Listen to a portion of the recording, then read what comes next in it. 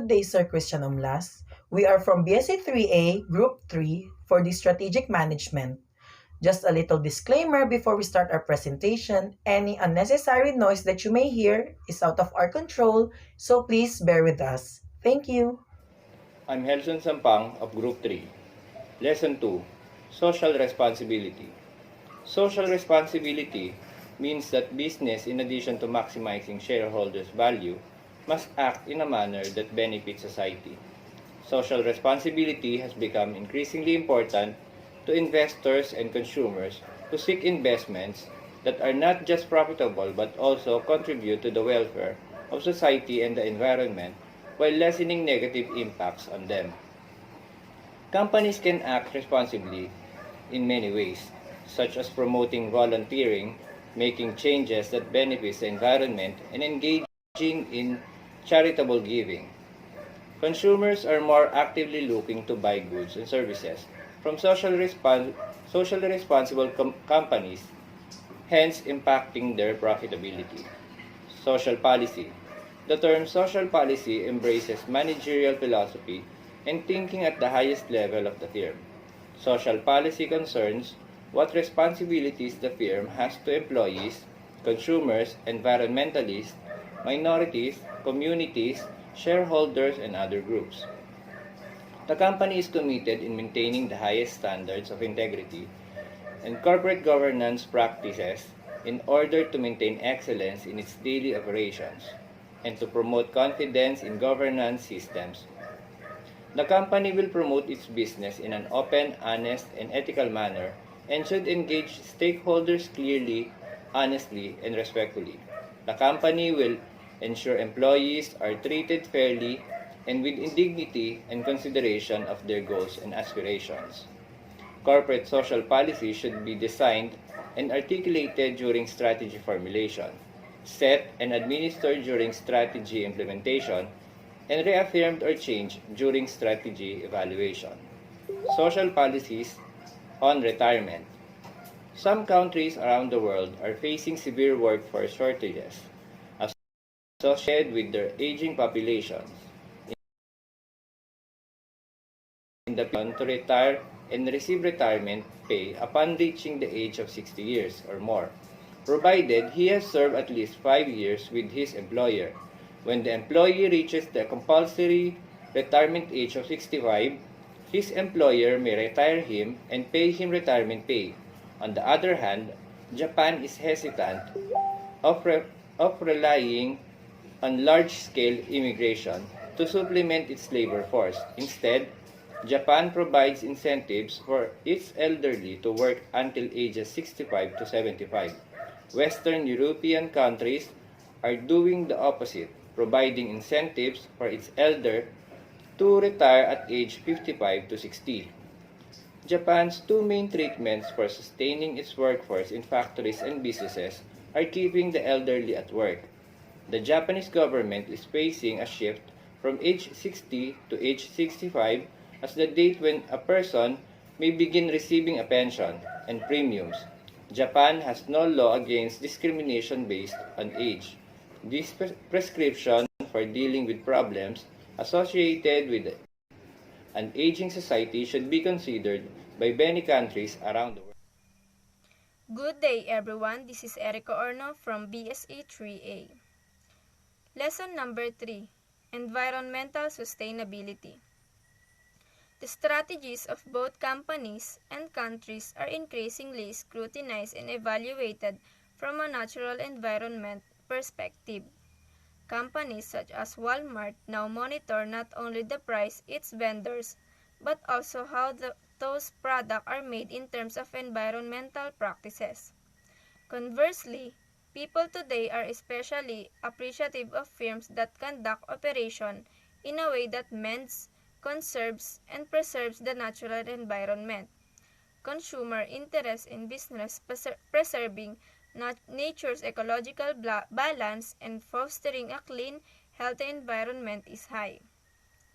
One of the examples of companies that have great environmental initiative is Starbucks stores Go Green. This company embraces principles of environmental sustainability across the board. The company not only purchased fair trade certified and certified organic coffee but also focuses on achieving LED certification for its now outlets. By creating green stores, the company is able to reduce operating costs as well as minimize the impact of business practices on the environment. What is sustainability report?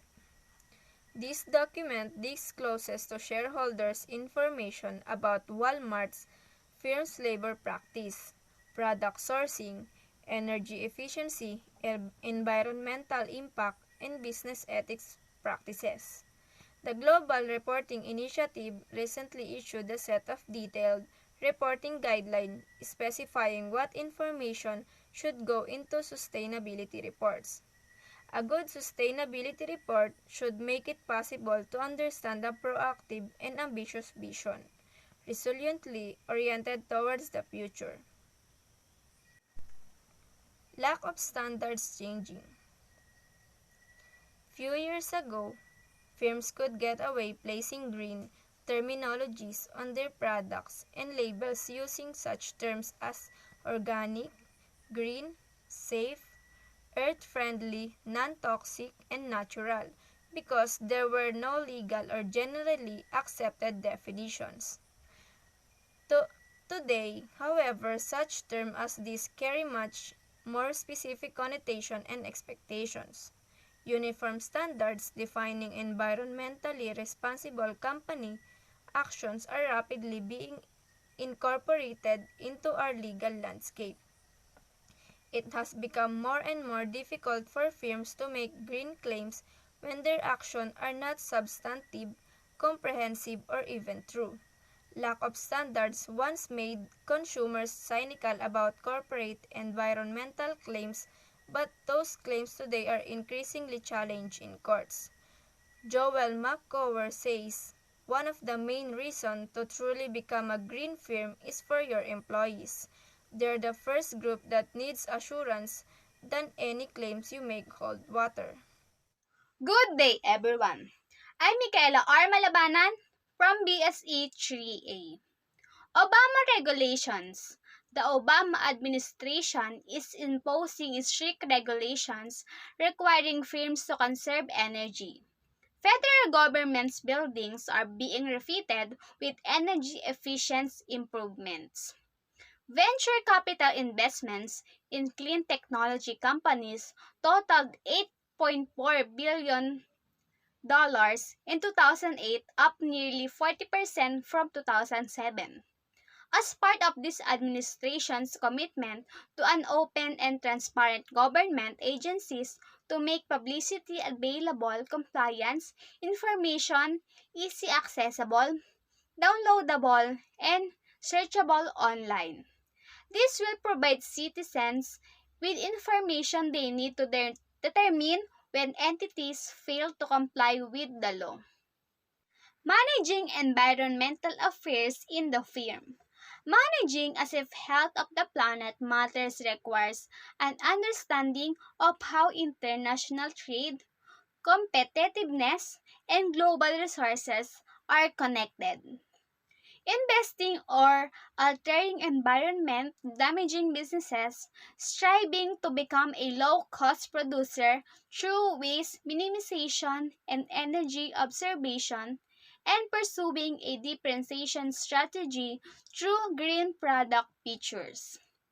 Environmental strategy is a long-term management plan and decision-making process that involves an assessment of environmental risks and opportunities and the determination of a strategy based on the entire organization's objectives.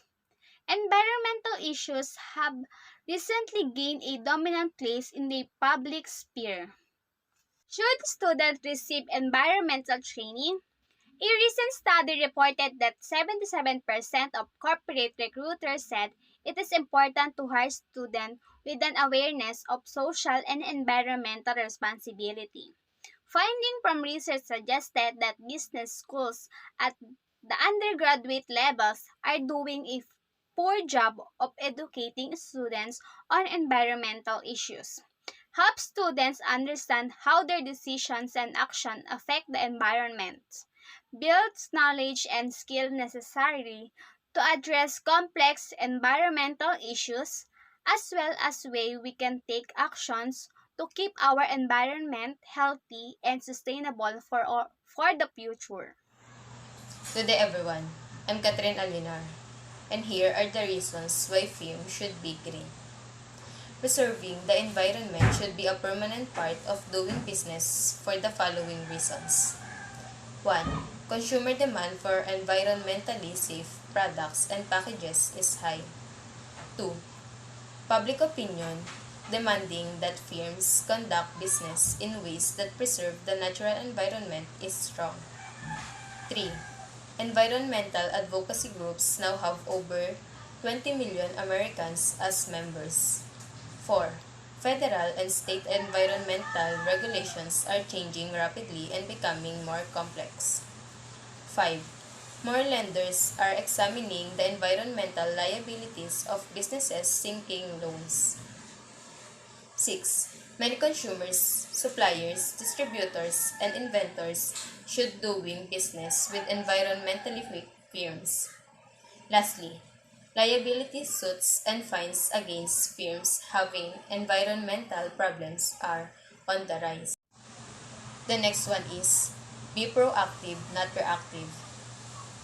More firms are becoming environmentally proactive, doing more than the bare minimum to develop and implement strategies that preserve the environment. The old, undesirable alternative of being environmentally reactive. Changing practices only when forced to do so by law or consumer pressure. More often, today leads to high cleanup costs, liability suits, reduced market share, reduced customer loyalty, and higher medical costs. In contrast, a proactive policy views environmental pressures as opportunities and includes such actions as developing green products and packages, conserving energy, reducing waste, recycling, and creating a corporate culture that is environmentally sensitive. The next one is electric car networks are coming. The company Better Place is building a network of 250,000 electric car recharging stations in the San Francisco or Oakland Bay area. Each station is about the size of a parking meter. The company has already built such networks in Denmark, Israel, and Australia. City officials in the Bay Area expect that region to lead the United States in electric cars in the near future. The stations are essential because most electric cars need recharging after about 40 miles. Better Place is also building about 200 stations in the Bay Area where electric car batteries can be switched out within 15 minutes. So, no waiting is needed for recharging. Even with petroleum prices at low levels, expectations are for the United States and other countries to switch to electric car quite aggressively over the next 10 years. For pollution minimization reason and to take advantage of government incentives and eventual mandates. Good day everyone. My name is Ghino Gabriel from BSE 3A. My topic is the March 2009 Copenhagen meeting. More than 2,000 scientists convened together in Copenhagen in March 2009 and warned the world that global warming is worse than expected. They strongly encourage companies and governments to vigorously implement all economic and technological tools available to cut emissions of heart-trapping greenhouse gases. Developed countries promises to fund actions to reduce greenhouse gas emissions and to adapt to the inevitable effects of climate change in developing countries. The Kyoto Protocol expires in 2012 and the results of this March 2009 Copenhagen meeting are expected to replace that agreement. agreement on the measurement reporting and verification of developing country actions, including a reference to international consultation and analysis which had yet to be defined. Lesson 1. Market Research Paper and its Introduction. Title page. The headline frequently include the work's title. Integrating a specific number and data into your headline is an effective way to make your article more enticing to readers. The second one is information about the book's publishing, including copyright informations, is frequently printed. The edition notice is the page on a book containing information about the current edition. It usually on the back of the title page. Last is opening page of the work in academic publishing. Academic publishing is the subfield of publishing which distributes academic research and scholarship. Next is approval sheet definition. Writing a specific header or title, inserting an introductory statement, stipulating the terms, organizing the formats, and certifying the sheet with the signature blocks are all steps in creating an approval sheet. Next definition is to prove that the authors have passed the requirements needed for this thesis. States the grade obtained by the authors. The approval sheet is a paper on which postage stamps are mounted for sending on approval to purchasers. Thank you. Abustan Mikaella D of BSE 3A, one of the presenters for today. Acknowledgement. Acknowledgement enables you to thank all those who help you in carrying out the research. Careful thought needs to be given concerning those who help you should be acknowledged and in what order. The general advice is to express your appreciation in a concise manner and to avoid strong emotive language. Table of Contents. The Table of Contents is an organized listing of the chapter and the major section of your document. Readers will immediately be able to see how your manuscript is organized and then skip down to the section that are most relevant to them. Introduction. The introduction to the research paper is where you set up your topic and approach for the reader. It has several key goals. First, present your topic and get the reader interested. 2. Give the background or summarize existing research. 3. Position your own approach. 4. Detail your specific research problem. 5. Give an overview of the paper structure. Good day, Sir Christian Umlas and classmates. My name is John Laurence A. Marquez from BSE 3A. For now, I am going to discuss Lesson 2, Marketing Plan and its Scope and Limitation. Scope and Limitation. Market or geographical polling by polling a subset by population, primary and secondary data resources, primary data, and clear goal of addressing the study question. A survey can affect data on attitude, opinion, and viewpoints. Secondary data information obtained for purpose than the topic hand as declined below a book. Next is the magazine is frequently divided into parts based on theme and content. Methods of data collection and analysis. How the study data was acquired and processed. The methods of for gathering data, effect, evaluation, full along, arrange, one and end, and spectrum. There are qualitative data gathering methods, and on the other, there are quantitative data collection methods. What is data analysis? Data analysis is a technique that typically involves multiple activities such as gathering, cleaning, and organizing the data. These processes, which usually include data analysis software, are necessary to prepare the data for business purposes. Data analysis is also known as data analytics, described as the science of analyzing raw data to draw informed conclusions based on the data. Quantitative analysis. Quantitative analysis involves working with numerical variables including statistics, percentage, calculations, measurements, and other data. As the nature of quantitative data is numerical, quantitative data analysis techniques typically include working with algorithms, mathematical analysis tools, and software to manipulate data and uncover insights that reveal the business value. Last is qualitative data analysis. Qualitative data describes information that is typically non-numerical. The qualitative data analysis approach involves working with unique identifiers such as labels and properties.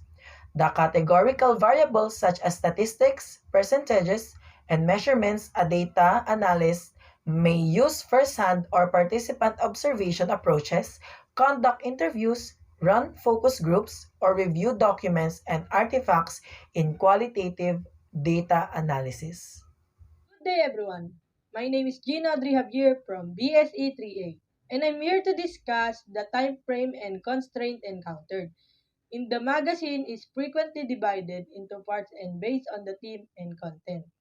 Frame. The first bullet encompass certain events or when particular things are predicted to happen.